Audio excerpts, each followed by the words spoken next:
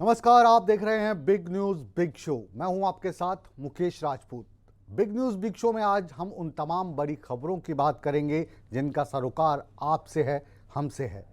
आज हम आपको दिखाएंगे देश की सबसे बड़ी अदालत यानी सुप्रीम कोर्ट ने पंजाब सरकार को फटकार क्यों लगाई। हम आपको ये भी बताएंगे कि हरियाणा में नेता विपक्ष और पूर्व मुख्यमंत्री भूपेंद्र सिंह हुड्डा का एक वादा उन पर ही क्यों भारी पड़ता जा रहा है। हम आपको दिखाएंगे भिवानी गैंग वारदात में किस गैंगस्टर की मौत हो गई और पूरा माजरा क्या है। लेकिन सबसे पहले बात करते हैं एक अच्छी खबर की। हरियाणा की मनोहर सरकार ने किसानों को दिवाली के अवसर पर गन्ने का समर्थित मूल्य बढ़ाकर दिवाली गिफ्ट दे दिया है। अब हरियाणा के गन्ने किसानों को पहले से 14 रुपये ज़्यादा प्रति क्विंटल दिए जाएंगे। अब हरियाणा में गन्ने का रेट 386 रुपये प्रति क्विंटल होगा। क्या है पूरा माजरा, देखिए हमारी इस खास रिपोर्ट।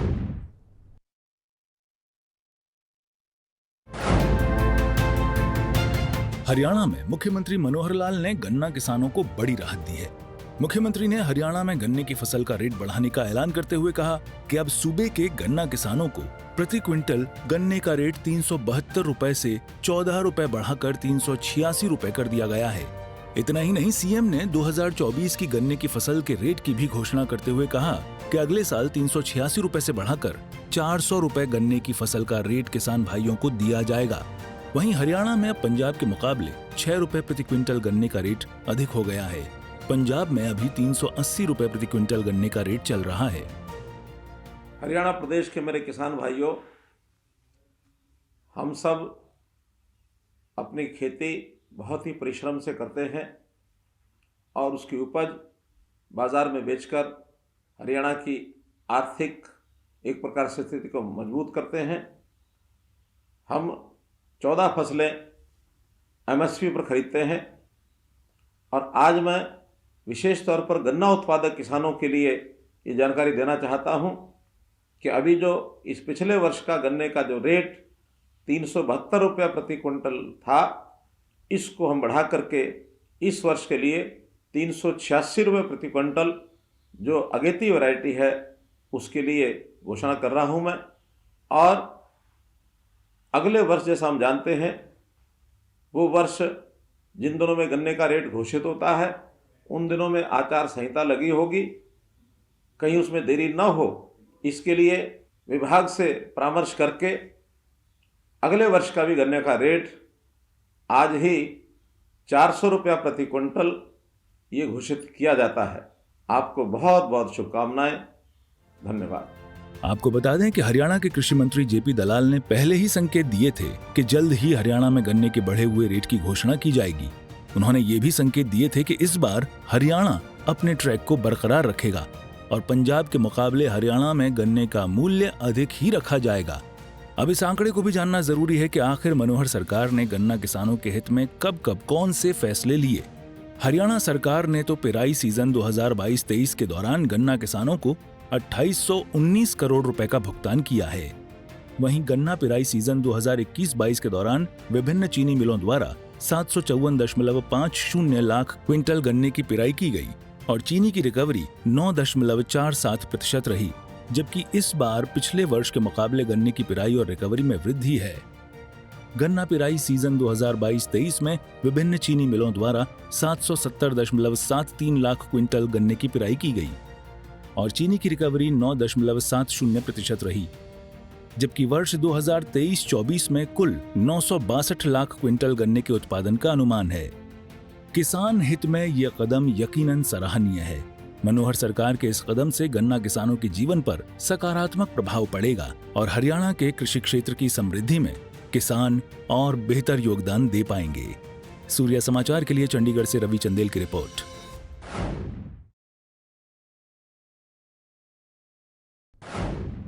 हरियाणा में किसानों को बड़ी सौगात मिली है। पड़ोसी राज्यों की तुलना में हरियाणा में गन्ने के रेट सबसे ज़्यादा है।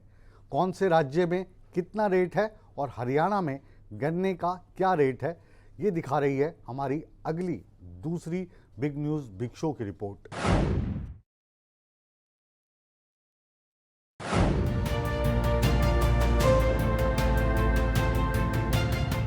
हरियाणा में गन्ने के रेट में 14 रुपए प्रति क्विंटल की बढ़ोतरी हुई है और अगले साल गन्ने के रेट 400 रुपए प्रति क्विंटल हो जाएंगे। चलिए अब देख लेते हैं कि हरियाणा, पंजाब, उत्तर प्रदेश और उत्तराखंड में गन्ने के रेट कहां सबसे ज्यादा हैं और पिछले 12 सालों का तुलनात्मक अध्ययन भी करते हैं। साल 2011-12 में हरियाणा में गन्ने की रेट अगेती किस्म के 231 रुपए प्रति क्विंटल, मध्यम किस्म के 226 रुपए प्रति क्विंटल, लेट किस्म के 221 रुपए प्रति क्विंटल थे, जबकि पंजाब में अगेती किस्म के 230 रुपए, मध्यम किस्म के 225 रुपए, लेट किस्म के 220 रुपए, उत्तर प्रदेश में अगेती किस्म के 250 रुपए, सामान्य किस्म के 240 रुपए, जबकि रिजेक्टेड किस्म के 235 रुपए प्रति क्विंटल थे। 2012-13 की बात करें तो हरियाणा में अगेती किस्म के 276 रुपए, मध्यम किस्म के 271 रुपए, लेट किस्म के 266 रुपए, पंजाब में अगेती किस्म के 250 रुपए, मध्यम किस्म के 240 रुपए, लेट किस्म के 235 रुपए, यूपी में अगेती किस्म के 290 रुपए, सामान्य किस्म के 280 रुपए, रिजेक्टेड किस्म के 275 रुपए, उत्तराखंड में अगेती किस्म के 295 रुपए और सामान्य किस्म के रेट 285 रुपए प्रति क्विंटल थे। 2013-14 की बात करें तो हरियाणा में अगेती किस्म के 301 रुपए, मध्यम किस्म के 295 रुपए, लेट किस्म के 290 रुपए, पंजाब अगेती किस्म के 290 रुपए, मध्यम किस्म के 280 रुपए, लेट किस्म के 275 रुपए, यूपी में अगेती किस्म के 290 रुपए, सामान्य किस्म के 280 रुपए, रिजेक्टेड किस्म के 275 रुपए, उत्तराखंड में अगेती किस्म के 295 रुपए और सामान्य किस्म के 285 रुपए प्रति क्विंटल था।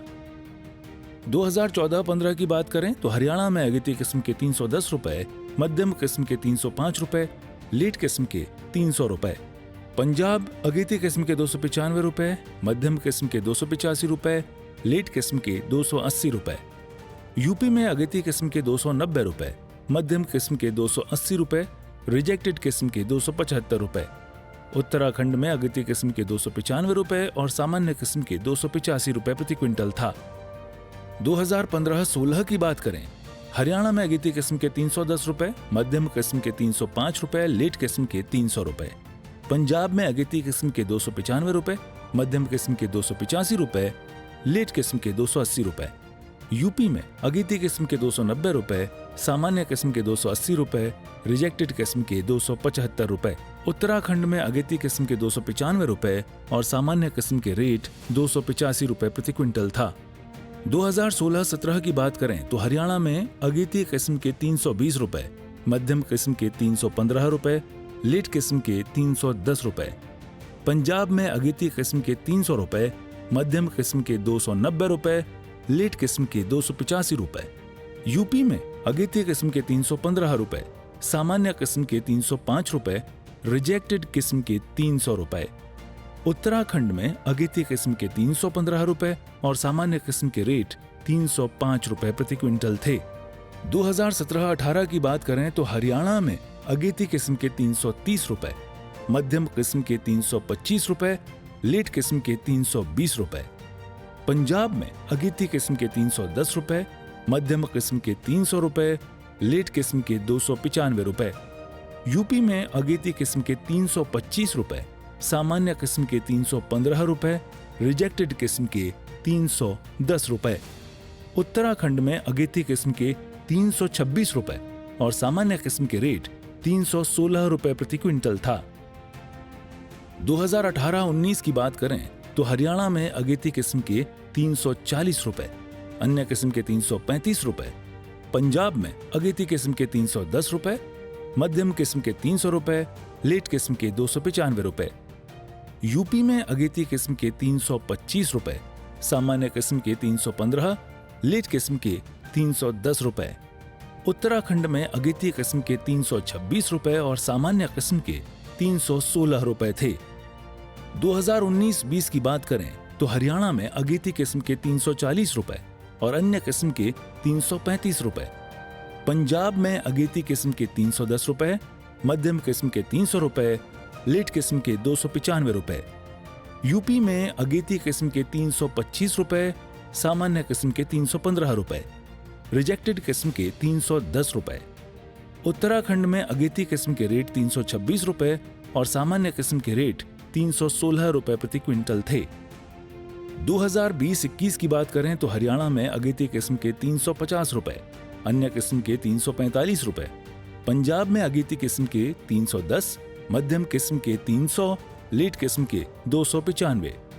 यूपी में अगेती किस्म के 325 रुपए, सामान्य किस्म के 315 रुपए, रिजेक्टेड किस्म के 310 रुपए। उत्तराखंड में अगेती किस्म के 326 और सामान्य किस्म के रेट 316 रुपए प्रति क्विंटल थे। 2021-22 की बात करें तो हरियाणा में अगेती किस्म के 362 रुपए, अन्य किस्म के 355। पंजाब में अगेती किस्म के 360, मध्यम किस्म के 350, लीट किस्म के 345 रुपए। यूपी में अगेती किस्म के 350 रुपए, सामान्य किस्म के 340 रुपए, रिजेक्टेड किस्म के 335 रुपए। उत्तराखंड में अगेती किस्म के 355 रुपए और सामान्य किस्म के 345 रुपए प्रति क्विंटल थे। 2022-23 की बात करें, हरियाणा में अगेती किस्म के 372 रुपए, अन्य किस्म के 365 रुपए। पंजाब में अगेती किस्म के 380 रुपए, मध्यम किस्म के 370 रुपए, लेट किस्म के 365 रुपए। यूपी में अगेती किस्म के 350 रुपए, सामान्य किस्म के 340 रुपए, रिजेक्टेड किस्म के 335 रुपए। उत्तराखंड में अगेती किस्म के रेट 355 रुपए और सामान्य किस्म के रेट 345 रुपए प्रति क्विंटल थे। खरीद की बात करें तो हरियाणा में गन्ने की रिकॉर्ड तोड़ खरीद भी हुई।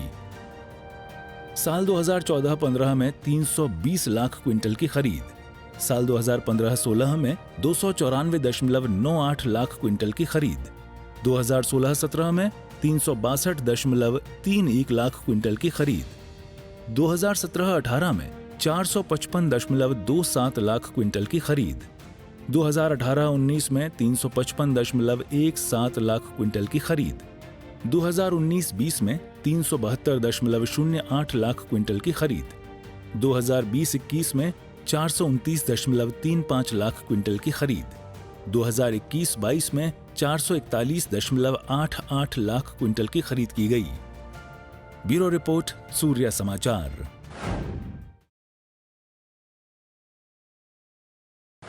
राजधानी दिल्ली एनसीआर में लगातार प्रदूषण बढ़ता जा रहा है। इस मसले को लेकर पंजाब सरकार को सुप्रीम कोर्ट ने फटकार लगाई है। पंजाब को ये फटकार क्यों लगाई गई है, क्या है पूरा मसला, इस रिपोर्ट के जरिए समझने की कोशिश करते हैं।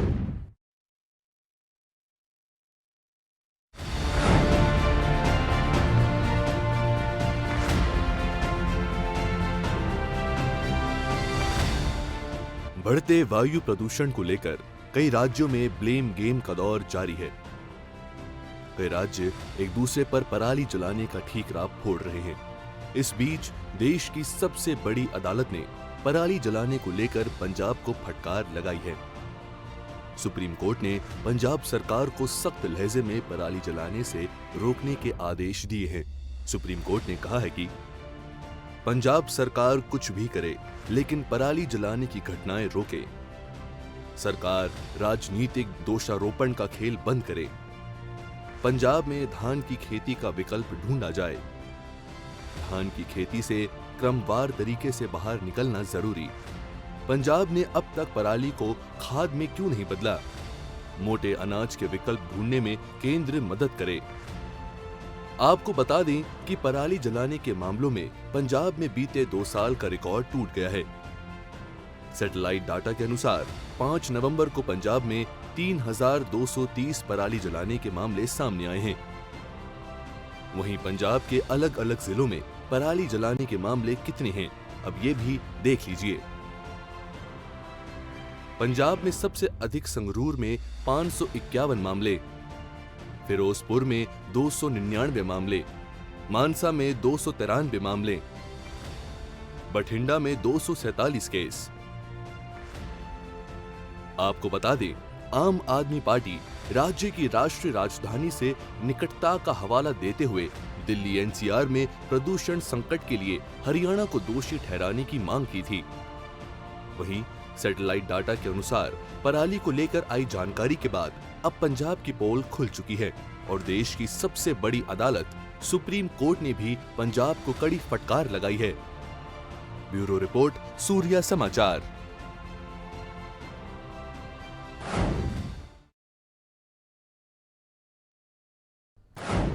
बढ़ते प्रदूषण को लेकर अलग अलग स्तर पर अलग अलग कदम उठाए जा रहे हैं। इसी के चलते हरियाणा के 3 जिलों में अगले आदेश तक स्कूल बंद किए गए हैं, लेकिन बहादुरगढ़ के एक स्कूल में इन सभी आदेशों को दरकिनार रखते हुए स्कूलों को जारी रखा गया।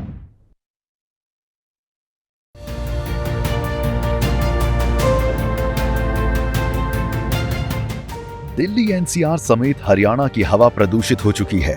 इस जहरीली हवा का असर कुछ इस कदर देखने को मिल रहा है कि लोगों का सांस लेना भी दुश्वार हो गया है।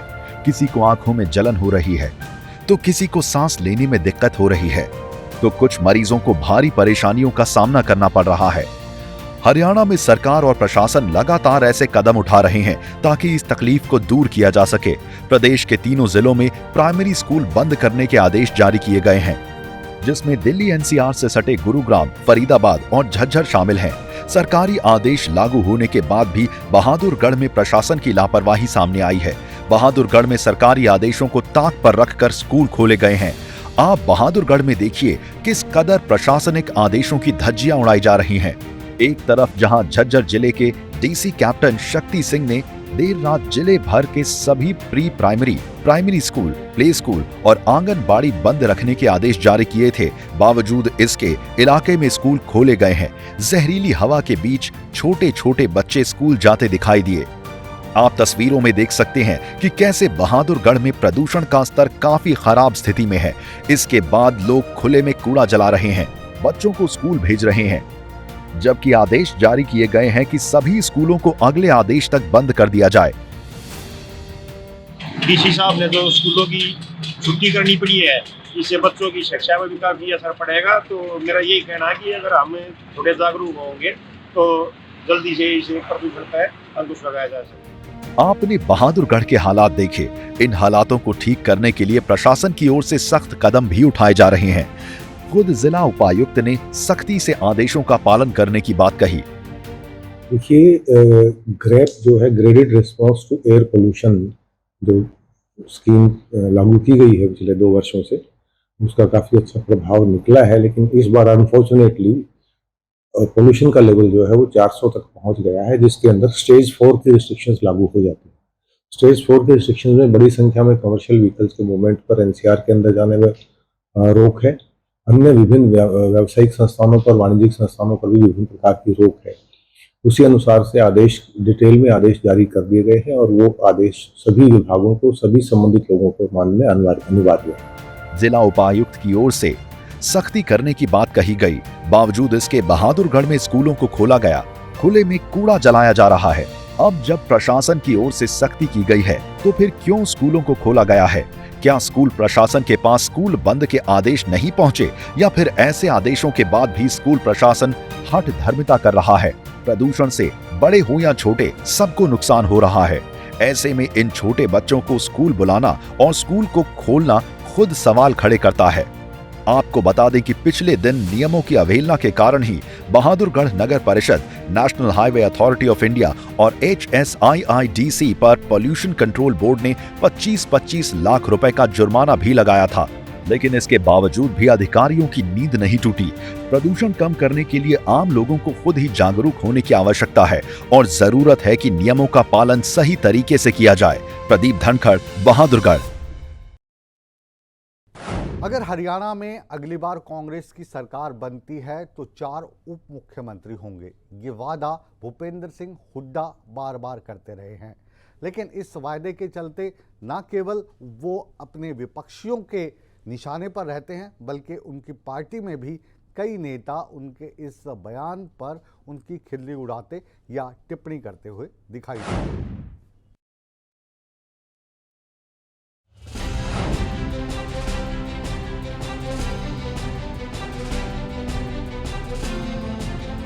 हरियाणा कांग्रेस के नेता भूपेंद्र सिंह हुड्डा ने एक वादा क्या कर दिया, उनके अपने ही उन्हें निशाने पर ले रहे हैं।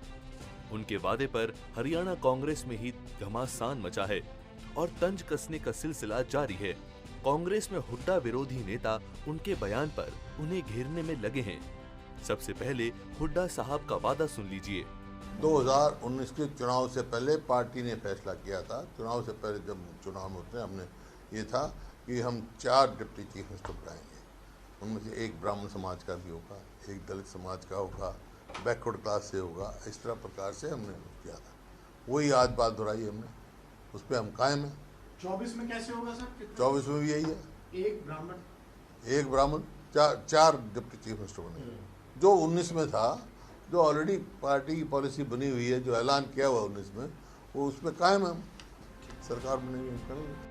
हुड्डा साहब ने वादा किया कि अगर उनकी सरकार बनी तो प्रदेश में अलग अलग वर्गों के 4 डिप्टी सीएम बनाए जाएंगे, लेकिन उनका ये वादा कांग्रेसियों को ही नागवार गुजर रहा है।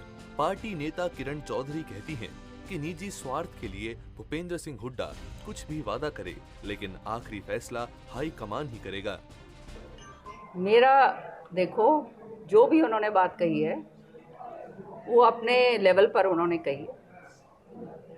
कांग्रेस के अंदर ये सारी चीज़ें जो हैं ये हाई कमांड तय करता है, और कोई भी अगर अपने आप को हाई कमांड से ज़्यादा उठकर मानता है तो वो ये बातें कहे। हम तो ये बात कभी भी नहीं कहेंगे, हम हाई कमांड से ऊपर तो नहीं हैं, और इस तरह की गुमराह करने वाली बातें नहीं होनी चाहिए। उधर कुमारी सैलजा भूपेंद्र सिंह हुड्डा के वादे को गैर जिम्मेदार ना बयान करार दे रही है। नहीं हुई, और ना आज के दिन ये वक्त है जो हाई कमांड ऐसी बात कोई करेगा, ना कोई डिस्कशन हुई है। बहरहाल हरियाणा कांग्रेस में गुटबाजी का दौर जारी है। अगले साल लोकसभा और फिर हरियाणा विधानसभा के चुनाव होने हैं। ऐसे में अगर हाई कमान ने गुटबाजी पर ध्यान नहीं दिया तो कांग्रेस को चुनाव में नुकसान उठाना पड़ सकता है। चरखी दादरी, सूर्या समाचार के लिए प्रदीप साहू की रिपोर्ट। अपराधी चाहे कितना भी शातिर और चालाक क्यों ना हो, अंजाम हमेशा बुरा ही होता है, क्योंकि बुजुर्गों ने भी कहा है, बुरे काम का बुरा नतीजा। एक शातिर अपराधी भिवानी के सिवानी में गैंग वॉर के दौरान मारा गया। इसका नाम था जय कुमार उर्फ भादर। क्या है ये गैंगस्टर के अंदर की कहानी, इस रिपोर्ट के जरिए हम आपको समझाने की कोशिश कर रहे हैं।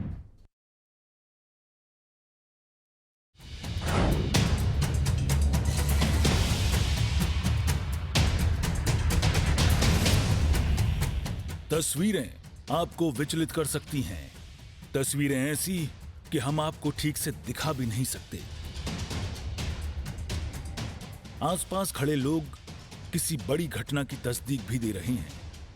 दरअसल यहां हुआ है गैंग वॉर, और इस गैंग वॉर में मारा गया कुख्यात गैंगस्टर जय कुमार उर्फ भादर। जरायम की दुनिया का भादर एक ऐसा नाम था जो हत्या, अपहरण, लूट जैसे दर्जनों संगीन मामलों में फरार था। इस हत्याकांड को लेकर आशंका जताई जा रही है कि सोनू मीठी गैंग ने भादर को मौत के घाट उतारा है। दरअसल वारदात सोमवार यानी 6 तारीख की है, जब कुख्यात गैंगस्टर भादर सिवानी थाना के गांव बुधशैली और घंघास के बीच अपनी बोलेरो में जा रहा था। तभी किसी ने अपनी गाड़ी से उसकी गाड़ी को टक्कर मारी और अंधाधुंध गोलियां बरसानी शुरू कर दी। कई गोलियां भादर के सिर में लगीं, जिससे उसकी मौकाए वारदात पर ही मौत हो गई और भादर अपनी गाड़ी की सीट पर ही ढेर हो गया। दिन दहाड़े सरे रहा हुई इस वारदात के बाद मौके पर राहगीरों की भीड़ जुट गई, जिसके बाद सूचना मिलने पर सिवानी थाना पुलिस CIA 1 और CIA 2 के साथ पुलिस की कई टीमें मौके पर पहुंची और जांच शुरू कर दी। कुख्यात बदमाश के शव को एम्बुलेंस से भिवानी के नागरिक अस्पताल पहुंचाया गया, जहां सादी वर्दी में भारी पुलिस बल भी तैनात रहा, जिसकी तस्दीक तस्वीरें भी कर रही हैं। बहरहाल अब इस हत्याकांड का खुलासा परिजनों की शिकायत और पुलिस जांच के बाद ही हो पाएगा। लेकिन इस गैंग वॉर से जो एक बात निकलकर सामने आ रही है वो ये कि लंबे समय से भादर और सोनू मीठी गैंग में तकरार चल रही थी और दोनों गिरोह एक दूसरे के खून के प्यासे थे। देखना होगा कि आखिर कब तक पुलिस के लंबे हाथ कातिल के गिरेबान तक पहुंच पाते हैं। सूर्या समाचार के लिए भिवानी से इंद्रवेश दुहन की रिपोर्ट।